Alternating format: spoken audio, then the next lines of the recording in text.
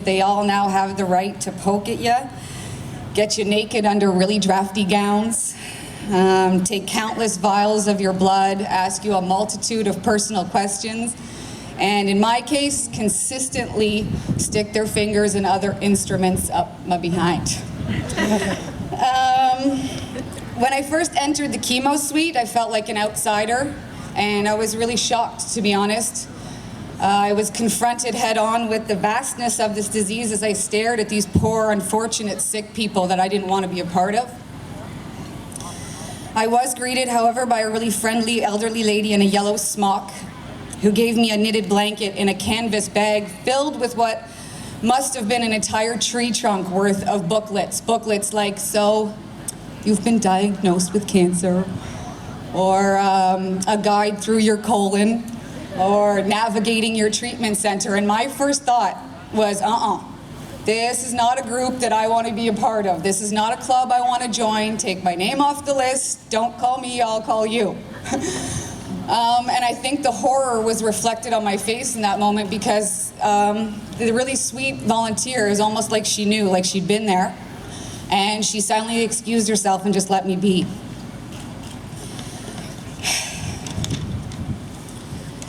After the end of my first treatment, I felt pretty awful, and I wasn't even outside of the chemo suite before I was on my knees with my head in a trash can and heaving in front of a bunch of strangers.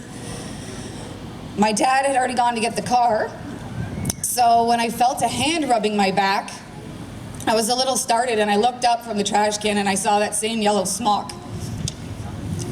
And she was there with water, tissues, and probably what was the kindest look I've ever seen on someone's face. With no pity, no judgment. She was just there. As much as I see now that she was an angel, a Cancer Society volunteer who had likely been through cancer herself, I am ashamed to say that as I left that day, I was still pretty resentful.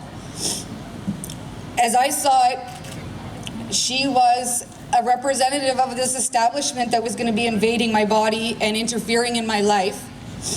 And I was angry about that, so I left. I didn't ask her name, and I didn't care at that time. Tissue? At the same time, I couldn't help but realize how lucky I was to be in Canada, where we have an overwhelming amount of support. We're cared for, and I never had to go asking for help. It all came to me as soon as I was diagnosed.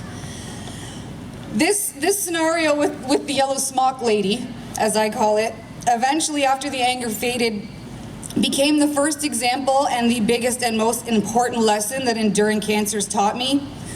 And that lesson is that for every loss there's a gain. For every down there's an up, and for every dark day there will be another day with sun. Cancer taught me about the balance and the yin-yang of life, but my biological family, my friends, and my cancer family taught me that the key to success was to focus on the gains and not the losses and be ignorant of the bad stuff. A close girlfriend of mine told me to think of my journey through cancer as a bank. I can deposit all the bad days, the sickness, the worries, my fears, and my complaints, and my life bank will save it all up for me, and when the time is right, it'll give it all back to me in good. And so this is what I did. And I truly believe it's part of the reason that I'm standing here today. I eventually came to rely on seeing my Cancer Society angels in their yellow smocks, providing us with blankets or getting us drinks, offering my family, my waiting family, coffee and cookies or books to read. They were a source of information and comfort for me and my family. They were always a smiling face every time I walked in. And slowly and eventually the chemo suite became a pleasant as it can be, place to be.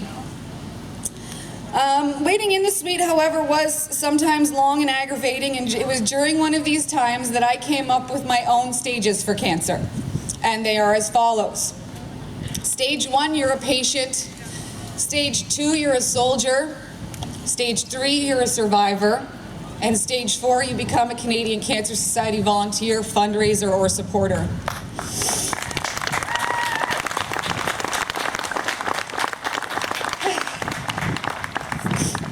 I did have some bad days, and I had my share of crying fits, snapping, or being uncooperative with doctors and nurses, thoroughly embarrassing my family at times.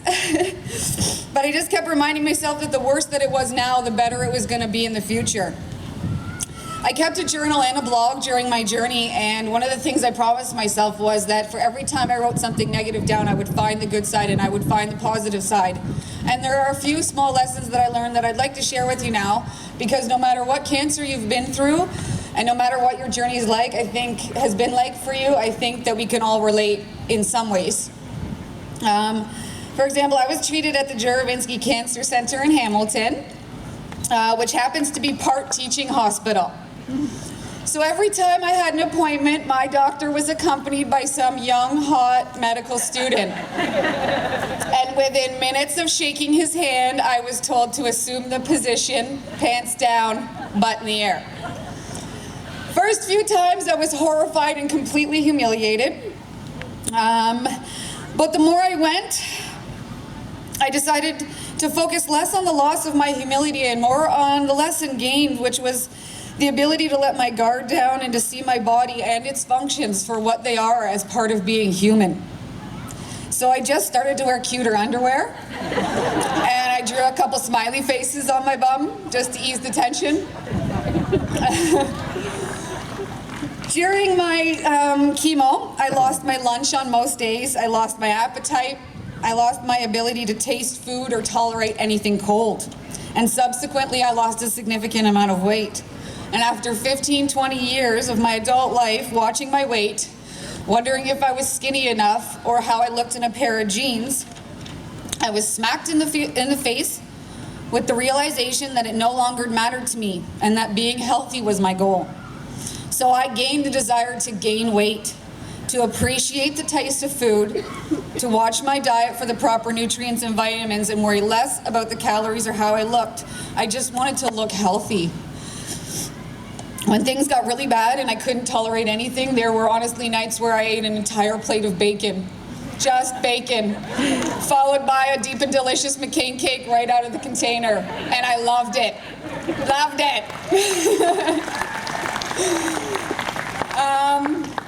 Because of the radiation, I lost the ability to have children and I was forced into early menopause. But I gained the acceptance of being creative in life once starting my family. I get to offer the world something different and unique by fostering or adopting, focusing on caring for animals or seniors or people with disabilities. I get to spread my love around, and I'm thankful for that. And the other plus side, no more PMS, no more bloating, cramping, and the money you save on tampons is incredible. Hello, spa day. I didn't lose my hair, which to me at first made me really happy, and then the further I went in my journey, the more I realized it really didn't matter, because from now on, from this day forward, my health would forever be more important than my looks.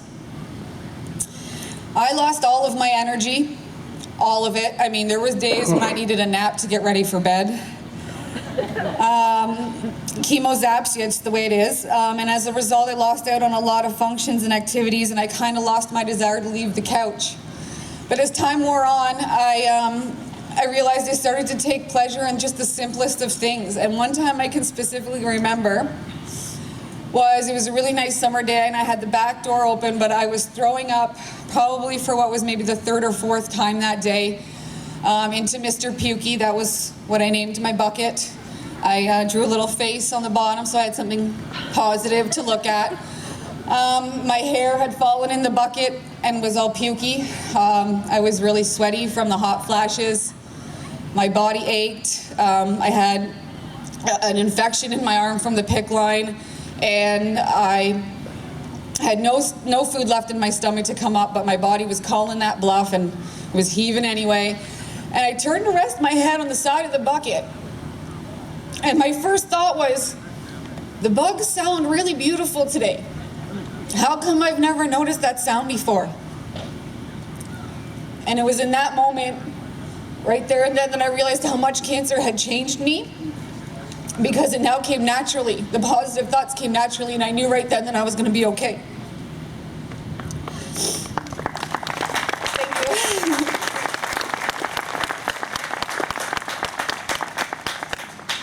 as my journey continued over the next year, I had surgery to remove my tumor. I was fitted with an ileostomy bag, and if you don't know what that is, I won't gross you out with too many of the details, but let's just say it's a deal where my intestine was a little bit on the outside, and my waste would go into a bag, say, instead of a toilet. So it was something new to deal with, very, very not sexy. Anyway, I had another 4-month battle with chemo and a final surgery to reverse my ileostomy and to rehook my plumbing. And next month I celebrate 6 months of remission.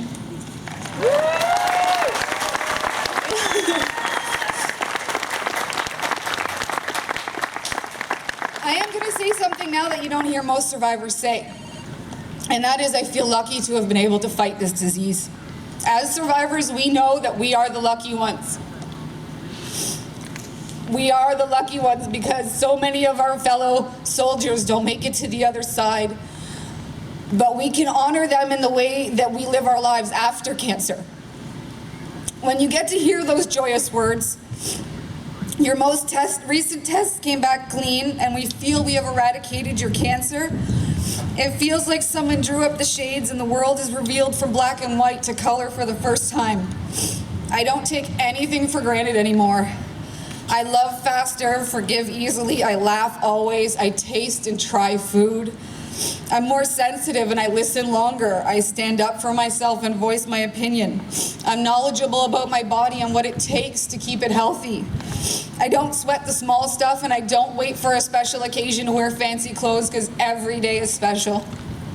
And finally, I participate in events like this one, and an event where we honor ourselves, each other, the loved ones we've lost, the volunteers, the nurses, the doctors, our family, and our supporters by paying it forward. They say when life gives you lemons, choose to make lemonade. So when life gave us cancer, we chose to make a difference, and that's finally the Cancer Club I am proud to be a part of.